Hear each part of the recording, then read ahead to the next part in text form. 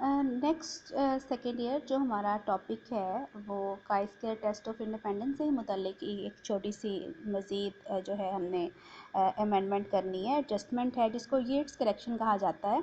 और ये यूज़ होती है हमारे पास जब कॉन्टीजेंसी टेबल हमारे पास कौन सा होगा, 2x2 का कॉन्टीजेंसी टेबल होगा, यानी 2 कॉलम्स होंगे जिसके सिर्फ और 2 ही रोज़ होंगी, यानी कि जिसमें डिग्रीज ऑफ फ्रीडम जो है न्यू जो है वो किसके इक्वल आएगा, 1 के इक्वल आएगा। ठीक है, सिर्फ उस टेबल के लिए हम लोगों ने काई स्क्वायर की अप्रॉक्सीमेशन को इम्प्रूव करने के लिए येट्स ने करेक्शन या एडजस्टमेंट जो है प्रोवाइड की है, प्रपोज की है, और इसको करेक्शन ऑफ कॉन्टीन्यूटी भी कहा जाता है। ये एडजस्टेड काई स्क्वायर किसके इक्वल होगा, 2x2 के टेबल में जिसको हम यूज़ किया करेंगे।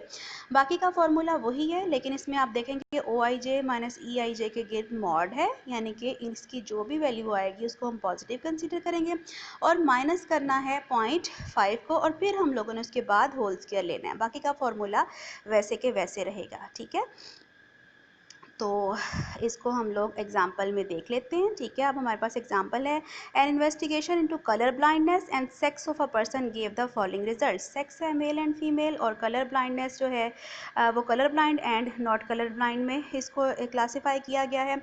Is there evidence at 5 certain level of significance of an association between sex of a person and whether or not they are color blind। तो 2 criteria of classification आ गए, एक सेक्स और दूसरा जो है whether they are colour blind और not. ठीक है, सो सोल्यूशन स्टार्ट कर लेते हैं। एज नॉट में हम लोग क्या लिखेंगे, वेदर एन एसोसिएशन का है तो हम लोग दोबारा वही करेंगे, H naught null hypothesis sex and colour blindness are not associated या इंडिपेंडेंट। और H1 क्या बनेगा, sex and colour blindness are associated. H naught में हमेशा नॉट एसोसिएटेड आएगा और H1 में हमेशा एसोसिएटेड आएगा। एज नॉट में हमेशा इंडिपेंडेंट आएगा और H1 में हमेशा डिपेंडेंट या एसोसिएटेड आएगा। ये आपने हमेशा याद रखना है। ठीक है,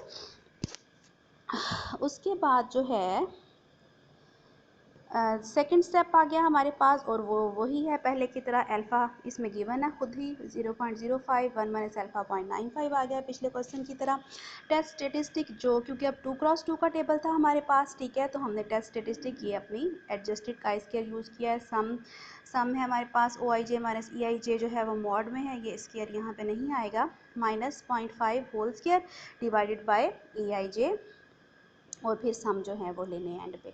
अब जो है हमारे पास टेबल आ गया, कैलकुलेशन बिल्कुल उसी तरह करनी है जैसे पहले की थी। सबसे पहले कॉलम्स टोटल्स और row totals and overall total find out कर लिया।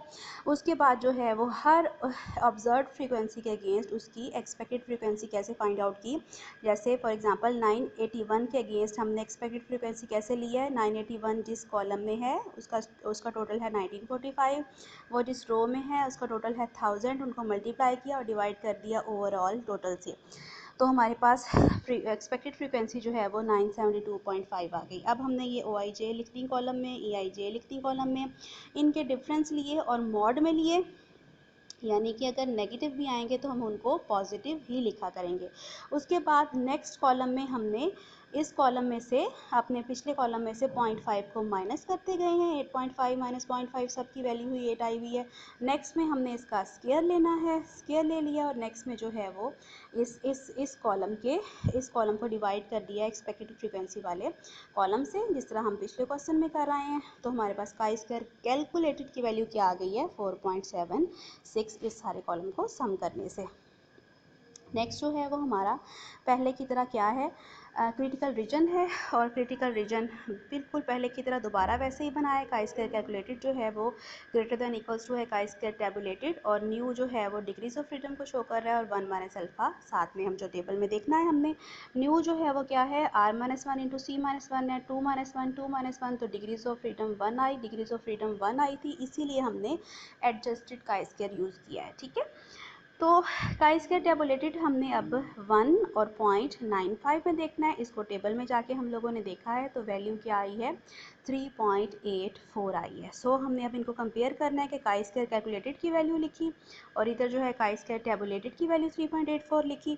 4.76 is greater than 3.84, so decision हमारे पास क्या आएगा, as 4.76 is greater than 3.84, so reject H not.